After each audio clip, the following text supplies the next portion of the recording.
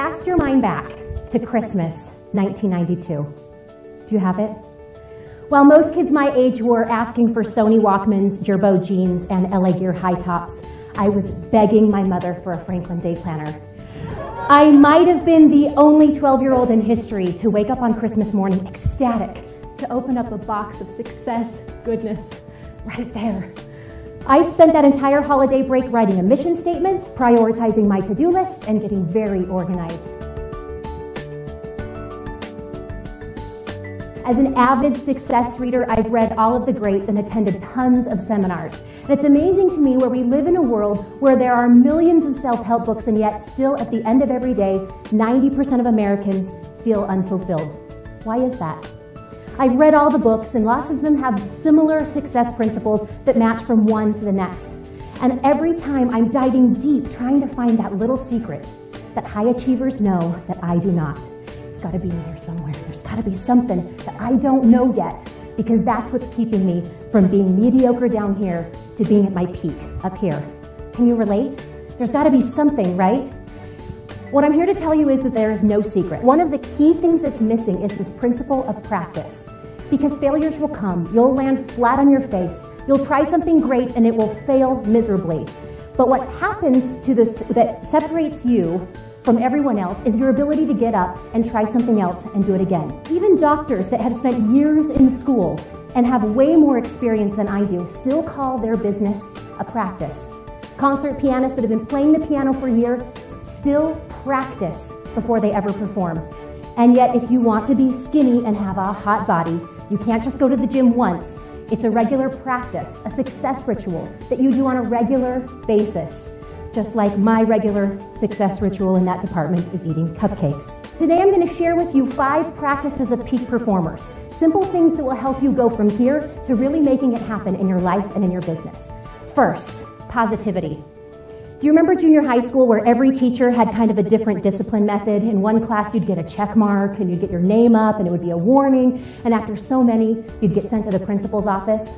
Well, Mr. Tufts decided it was okay to really ridicule teenagers above and beyond what they already were by a pimple system. If you got caught talking, you got a pimple. If you got caught talking again, you got another pimple.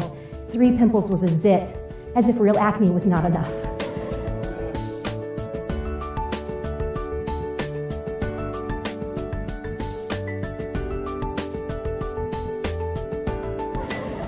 So imagine my horror knowing that I had a few of those unsightly blemishes on my record when my mother goes to parent-teacher conferences.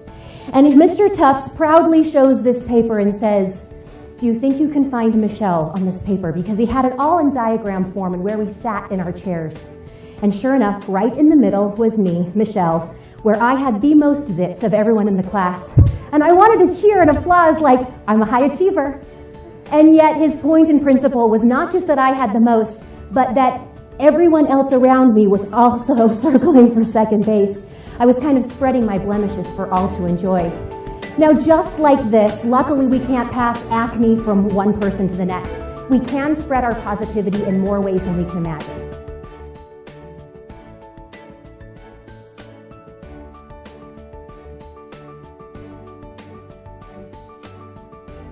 And often I'm asked at the end of presentations, people come up to me, and it's a surprising question because I didn't expect it.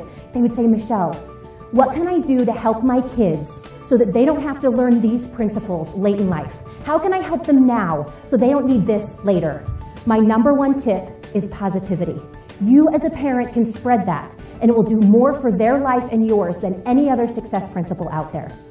Now, the next principle of peak performers, and the practice that is one of the most important, is persistence. Because like I said, failure will happen. You'll end up having those struggles and what I call the trials of your fate, because they're there to test your conviction of your life's purpose. I want to tell you a story about the time I was 7. And though it was a long time ago, it is still to me so clear as if it happened yesterday. I was playing in my room and I was conscious of the fact that it was past bedtime. But I wasn't about to go trying to get anyone to put me to bed. But I sat there undetected. And then when my mother came in, she didn't put me to bed. She handed me a plastic sack and said, "We're going to Grandma's. Pack everything you can. I don't know when we're coming back."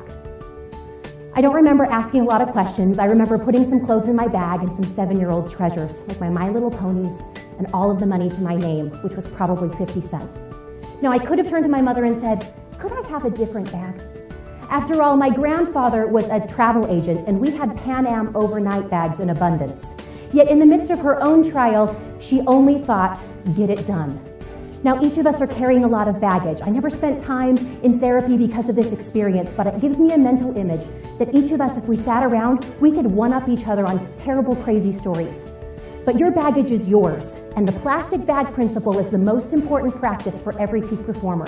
It's important for you to take what you've got and move on. It's not going to help you to complain or cry, but you've got to do the best that you can and make it happen. Thank you.